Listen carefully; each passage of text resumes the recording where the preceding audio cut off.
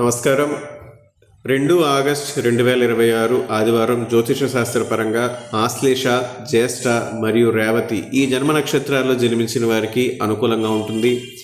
కృత్తిక, పుబ్బ, చిత్త, మూల, పూర్వాషాఢ మరియు ఉత్తరాషాఢ ఈ జన్మ నక్షత్రాల్లో జన్మించిన వారికి ఈరోజు అనుకూలమైన రోజు కాదు.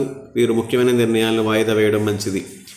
మిగిలిన జన్మ నక్షత్రాల్లో జన్మించిన వారికి ఈరోజు తటస్థంగా ఉంటుంది.